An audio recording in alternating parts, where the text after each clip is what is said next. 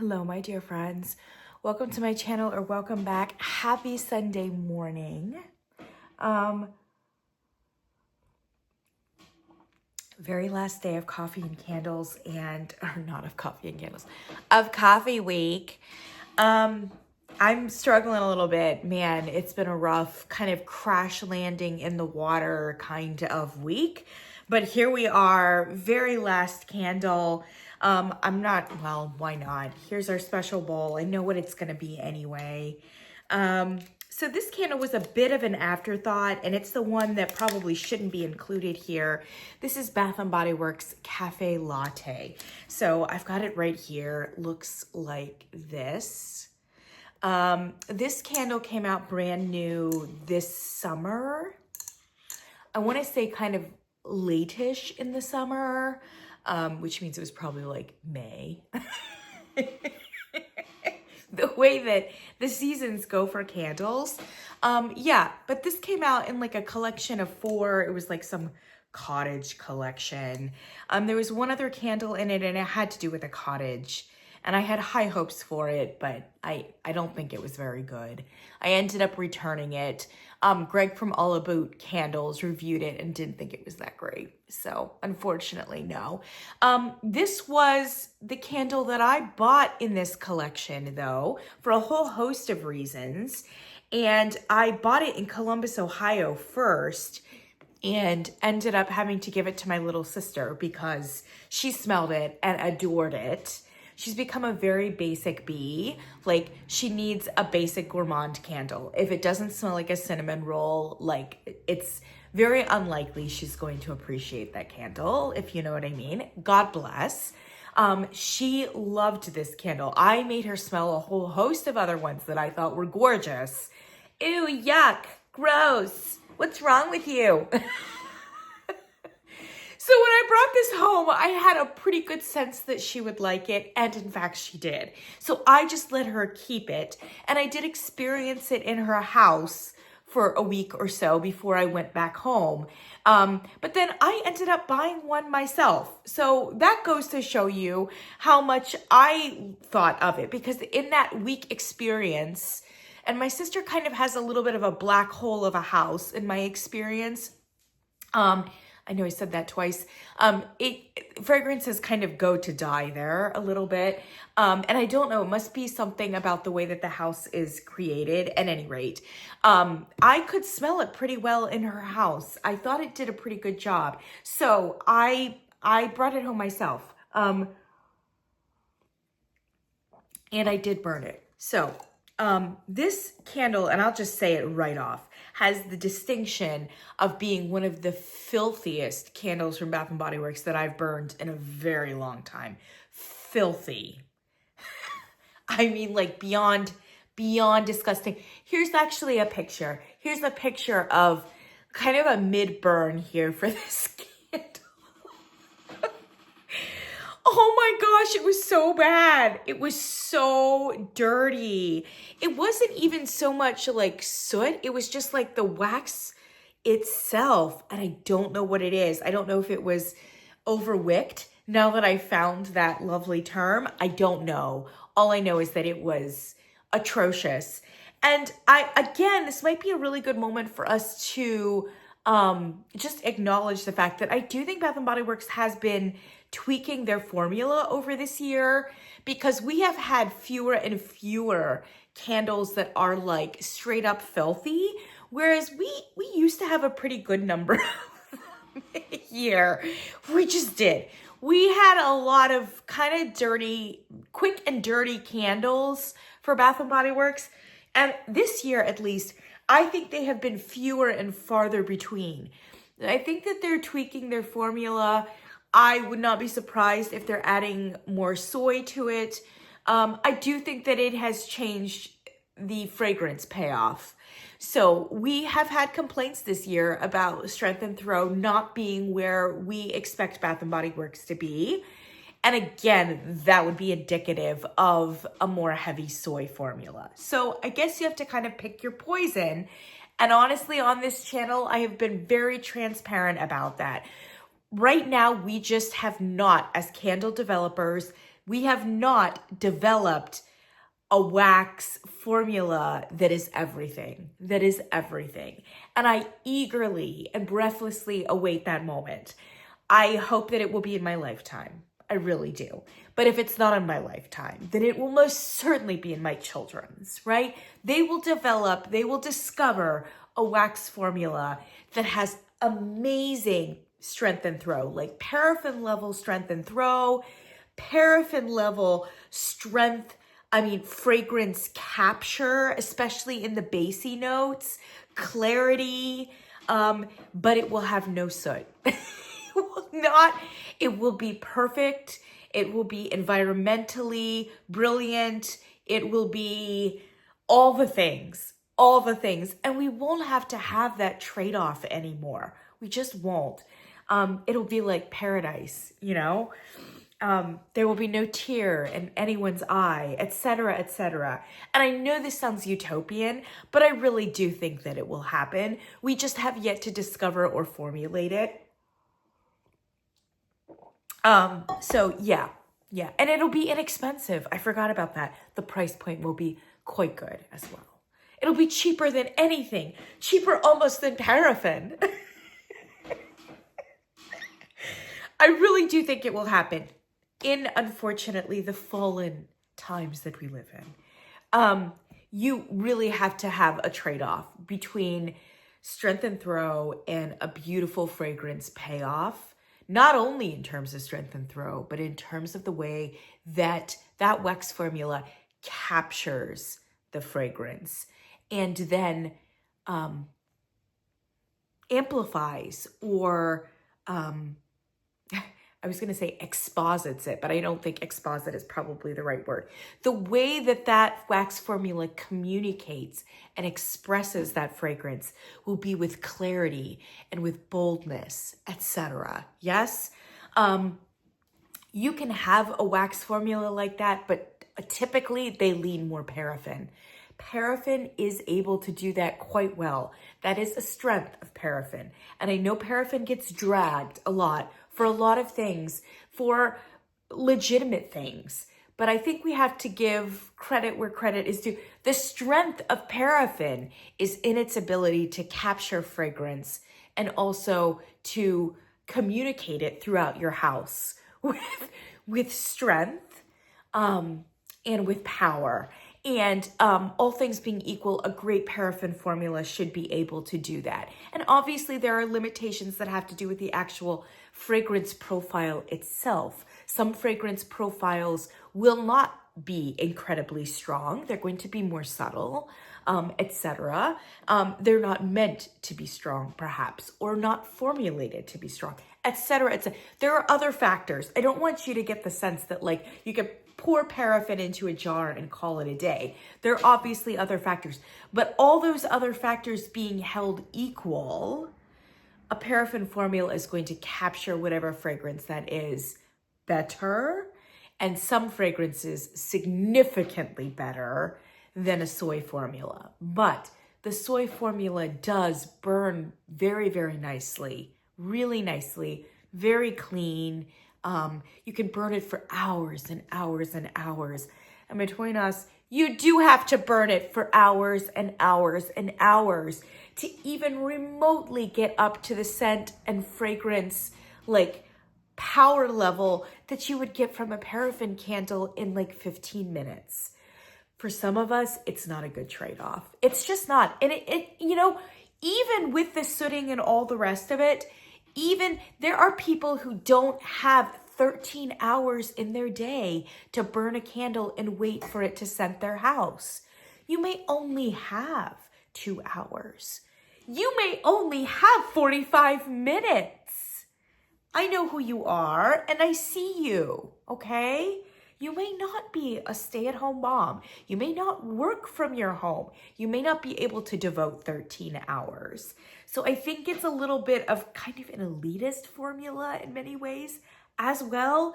And one of the things I have admired about Bath & Body Works candles is the fact that it has a fairly wide diameter. They've got the diameter to wick ratio correct. that candle, or at least the candles in recent past, were able to fully pull and start projecting through your house in a matter of minutes.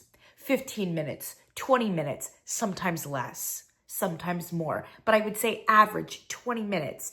You cannot do that with a soy candle. You just simply cannot.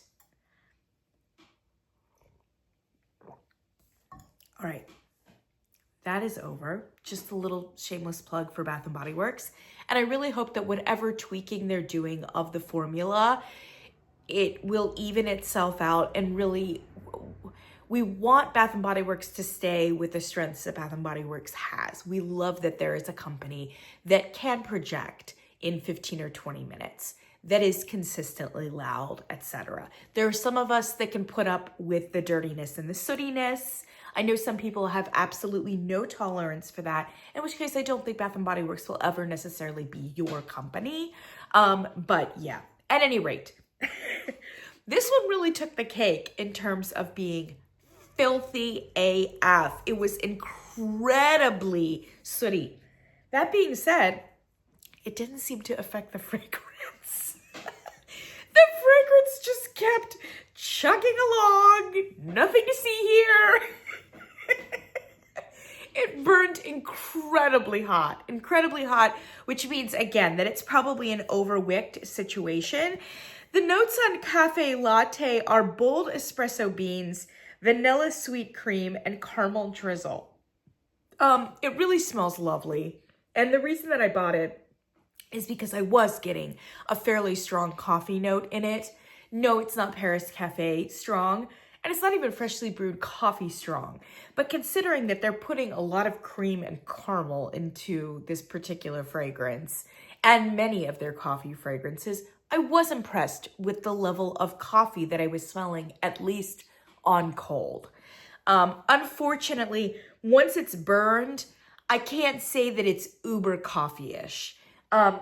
Definitely roasty, definitely caramel, definitely a toasty vanilla, and a vague like roasted beanness. But I don't know if it's a roasted coffee bean, if that makes any sense. It's just very roasty, toasty. It's in the ballpark of a coffee. I don't know that it's a true coffee. And that's why I hesitated to include this one for Coffee Week. It's not quite coffee enough once it's burned. And it does have a significant amount of caramel in it. But it's a very nice caramel. It's not cloying. It's not in the upper register. It's not ooey gooey because it's really like I said, baked, roasted, toasted. So it does give it a little bit more like smoky depth as opposed to like a really high dripping kind of caramel. And I apologize for those of you who are offended by the way I'm pronouncing caramel. I come from the Midwest. That's just the way that we say it. I'm fully aware that in other places it is caramel or caramel, and I do believe that's probably more appropriate given the way that it's spelled. But just gonna keep going with caramel because it just kind of comes off the tip of my tongue in a good way. I remember Ket dragging Bath & Body Works once for for writing on the back of their jar caramel, but they spelled it C-A-R-M-M-E-L, I think, like caramel, like they forgot the A in between. But Bath & Body Works was created and the corporate office is in Columbus, Ohio, which is where I was born and raised. So yes, I can understand how that happened, and I apologize for it. And they did correct it on a subsequent package. Yeah, so it smells great. It even smells great right now. There's a heavy amount of vanilla. It's a lot of vanilla and a lot of caramel. But like I said, it's a very pleasing, at least mid-range vanilla caramel, if not kind of a bassy vanilla and caramel. And even I liked it. And for me to like something like this, I mean, it has to be actually quite like palatable, I think. So even if like caramel candles are not really your jam, if you're disappointed that it doesn't have more coffee in it once it's burned, I still think you have a good chance of liking this candle because I certainly did. All right, let me look at my notes in specific. It had fairly decent strength and throw though, from what I can remember. Café Latte. Oh, I said variable strength and throw. Okay, there you go. Sometimes it was a 3 or a 4, and sometimes it was a 7.5. Yeah, I remember it being more like a 7.5, but I should, faithfully, give you those notes though as well. I said a cinnamon vanilla. I don't know why I was thinking cinnamon. Maybe that was just kind of a mind trick. I remembered it being very cinnamon forward in my sister's house, but that could be because my sister had some other cinnamon thing going. So maybe that's why I put cinnamon. I didn't notice the cinnamon as much in my house. And like I said, maybe it's an association. It's a specific kind of caramel. It's a specific kind of cream, and a roasty toastiness that does seem cool weather. And maybe I just drew in the cinnamon note. I don't know. That's very possible. Very caramel, not really coffee per se. And it was a filthy candle. Yes, it was a very filthy candle. And that's pretty much the notes that I have on this one. I mean, it did burn all the way down faithfully, even though it was super, super dirty. And it looked stunning when it was burned. It really did. And you probably saw that in the video that I just put up. It was really beautiful. This packaging was kind of a little bit phoned in. They were definitely going with like a Mediterranean stucco-like design this year, this summer, many of which were really stunning in various different collections with the rattan lids. This was kind of a little bit of an adjunct of that, but it was really nice. Unexpectedly beautiful once burning. So I actually think it's a really nice candle, and I actually think that a lot of you would be very happy with it.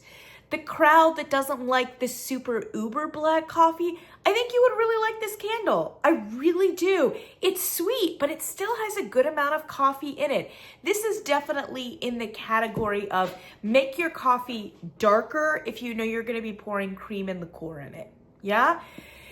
No, the the final product is not redolent with coffee beans, but there's still an austerity to it and a strength to it that otherwise you would not have. Many of Freudian slip, many of Bath & Body Works' other coffee candles, like caramel frappuccino, etc., just have so much caramel and cream and not enough of a coffee note in the candle to stand up to it. This one has enough coffee to stand up to it. It's just that, I mean, once it's burned, it's just kind of the after effect or the shadow of the coffee rather than the actual fragrance note. So I still think it's a successful candle for what it is. But if you really want a rich, dark coffee candle, black, that's it. This is probably not going to be the one that you would want to choose, but I'm very happy to end on it.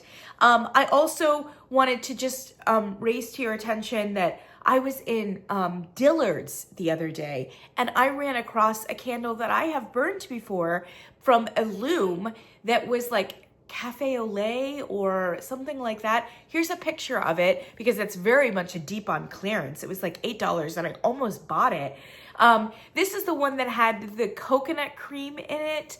It was a beautiful and lovely little coffee candle. It does have extremely limited strength and throw, not only because it's a very heavy soy formula, but also because it's a very tiny candle with a very tiny diameter and only a single wick. With the Illume candles across the board, you do need to heat them up long enough, hours, to get the tin to really heat up and to get a significant pool. Then you're gonna start getting strength and throw. There are Illume candles that will start throwing and be fairly powerful before that point, but this was definitely one that you needed to sit with and needed to be in a small space. If they could do that fragrance in a multiple wick, it would be a winner of a candle.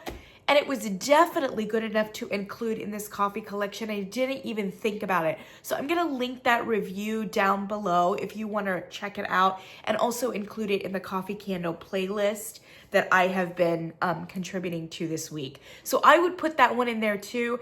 And for me, that one would rank fairly high. It would rank higher than many of these other candles. You know what they are. Espresso Martini should not even be on this list. It's not even a coffee candle. The root was deeply objectionable. I didn't love the Goose Creek candle. I think it had too much chocolate in it. I loved the fragrance on cold of the Candleberry French roasted coffee, but did not perform on any level. I would not buy this candle, and I would not be particularly interested in buying other candles from them. Village Candle, this was a fantastic fragrance, but unfortunately plagued by wicks that were absolutely inappropriate. I could not burn it past this point traditionally and needed to crock it. But if that week of crocking is indicative of at all of what it would smell like and how it would perform with appropriate wicks, this candle should have ranked much higher on the list than unfortunately it did. Hopper's Coffee and Freshly Brewed from Bath & Body Works are a very decent coffee candle that, especially if they can manage to keep the strength and throw at least in the 7 range, will always be really a great available kind of cup of coffee. This is your everyday cup of coffee kind of candle, and it's at the correct price point for that.